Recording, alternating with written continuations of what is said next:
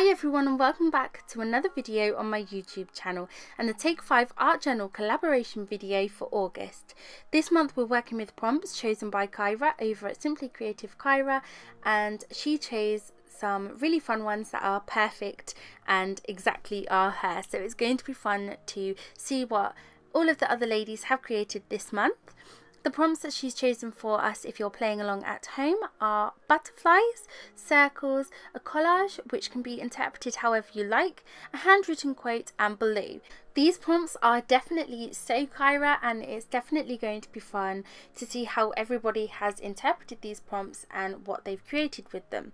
The links to Kyra's channel along with all of the other ladies taking part in the Take 5 collaboration will be in the description box below, and I do recommend highly that you go and check out their channels.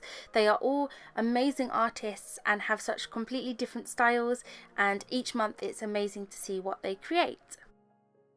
So getting started with my page, as always I'm going to be using a rather generous helping of my white gesso. I find that I like a nice thick coat, especially as the pages in this Dilutions journal that I'm using are a really weird creamy shade. I like to whiten them out a little bit and also protect the pages just that little bit more. I'm also going to use my heat tool to dry them, and I want to make sure that my pages dry as evenly as possible and with as little warping as I can get. So I'm going to make sure they're completely dry before we move on to the next step. For the first prompt that I'm working on, I'm actually going to be delving into my paper scraps. I'm using this beautiful dark teal paper from Studio Calico first, and I'm just roughly tearing these with my fingers into different lengths and strips and shapes, and I'm just going to be placing them over the pages where I think looks best. I'm then, once I'm finished using this paper, going to add some in this beautiful minty blue shade, and these ones are going to be a little bit smaller, but I'm just going to break up that dark teal with a couple of pieces of this lighter colour. And here's where I made a mistake. I actually used double-sided sticky tape to stick down the pieces of paper, as I hadn't yet used mixed media, only gesso, and when I later on added a couple of other layers on the top, I had my paper lifting up. So I do wish that I had used my matte medium instead, but we're going to keep on moving on and I'm going to show you the process that I did create. As well as tearing those papers and spreading those around the page, I'm repeating that process using two different washi tapes. So I have this medium thickness blue washi tape that's just a plain blue, and I'm tearing this into skinnier strips that are in like wavy shapes and some little pieces, and then I'm repeating that process with this metallic navy washi that I also have. It's a dark navy blue that has gold feathers on it, and I'm just using that one to fill some of the bigger white spaces. As I have that dark teal, I like the darkness that it brings because the other elements on my page are going to be quite light, so I'm just sticking those in a few more places.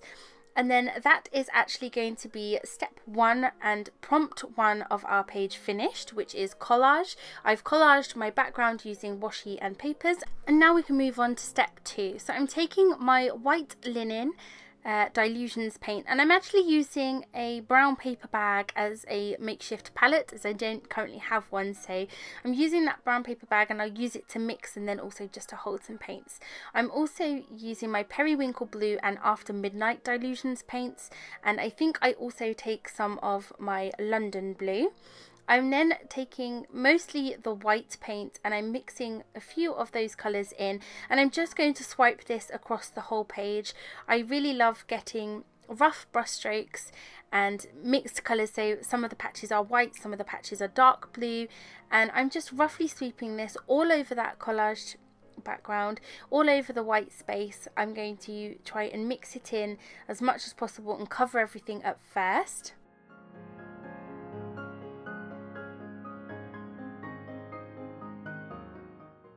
Once I'm happy with how my background is looking, I'm going to take a damp baby wipe and I'm going to use this to do a couple of things. The first thing I'm going to do is blend in the paint a little bit. I want to take off some of the excess paint but also mix them a little bit to make them a little bit softer. I'm then going to rub off the paint on top of the papers and some of the washi that we've used. Some of them do stay covered, but I wanted especially those dark teal ones to really stand out. I'm just going to be drying that with my heat tool again. I like to make sure that every layer is completely dry before moving on, and that's actually going to be prompt number 2 finished, which is blue. Moving straight on to the next prompt, I'm taking some of the leftover After Midnight paint by Dylusions, and I'm taking one of my stippling brushes and I'm adding some abstract dot patterns. They're a little bit too irregular to be called polka dots, but I love the fact that they look a bit bristly because of my paintbrush. They don't come out like perfect little dots, and I love that. So I'm added those in a few random places throughout the page, and then I'm using my heat tool to dry that. Once that's dry, I'm going to have a look through my stencils and choose one which I wanted to use. I wanted to use some texture paste, so I'm just taking some of my Liquitex texture paste and I'm putting that in my little dish with my spatula, and I will be mixing in some of the periwinkle blue paint that was left over.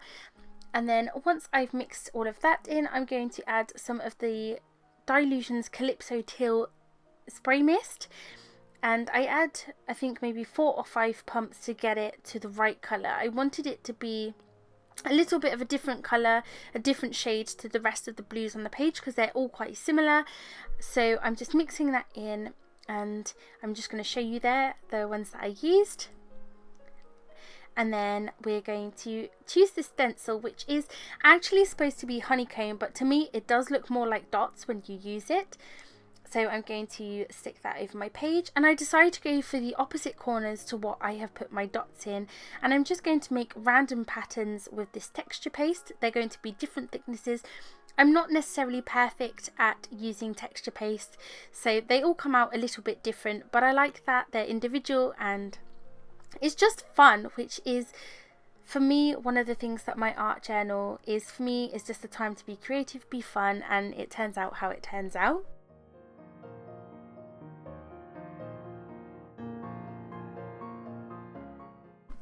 So once I've finished with my stenciling, I'm going to heat set that layer as well, being careful to not overheat as I do find that the texture paste tends to pop.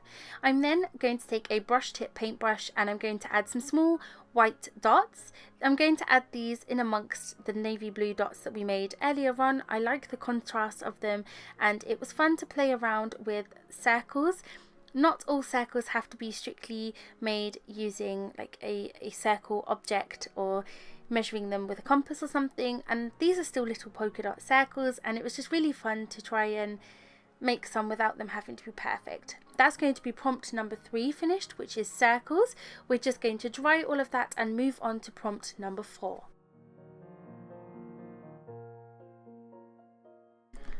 As soon as I knew that there was a butterfly prompt, I knew I had to use this Prima stamp, which I got for my birthday. I haven't yet used it and I've been itching to. It's so pretty. So I'm going to take this with some black Stays On ink, and I do press this down really hard, but I did get a pretty perfect impression first time, which was great. I didn't want to just have one, so I've decided to offset these 3 times with the same stamp to create a almost like they're fluttering effect. And I think that this looks absolutely beautiful. I love this stamp and I can't wait to use it more. I'm going to put the lid back on my Stays On as mine has almost run out, so I didn't want it to dry out with my fan. I'm then taking a baby wipe and just wiping over my stamp so that it doesn't get too stained from the Stays On. I'm then going to take this trio of butterfly stamps, which I've had for absolutely years, and it didn't stamp quite right today. I'm not sure if it's because I wasn't using an acrylic block or because my ink pad was too dry, but it just didn't make a clear impression, and half of the details you couldn't see. I had to use my jelly roll pen to fill in the details, and I wish I had used a different stamp other than this one. So if you have any recommendations for beautiful butterfly stamps, let me know in the comment section below, because I only have one and I think I would like another one than this. That's going to finish up prompt number 4, which is butterflies, and I'm then going to take my Tim Holtz splatter brush and use the absolute last bit of the white paint which I had left over to make some splatters. I'm then going to take my heat tool and just completely dry over that page.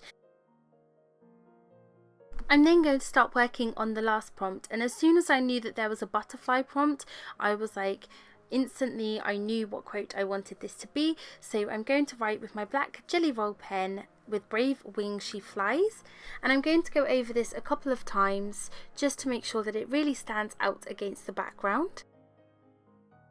And that's actually going to be prompt number 5, which is a handwritten quote finished, and also going to be the end of our page. I've really enjoyed this page and the prompts this month. Thank you so much, Kyra, for choosing some such fun prompts. Don't forget that you can join in with us at home using the hashtag Take5Art either on Instagram or Facebook, and feel free to tag any of us ladies who are contributing to the Take 5 collaboration. We'd love to see what you create and how you get inspiration from our projects and the same prompts we're working with. I hope that you've enjoyed this. Thanks so much for watching. Please feel free to subscribe to me if you'd like to see more, and I will see you soon with another video.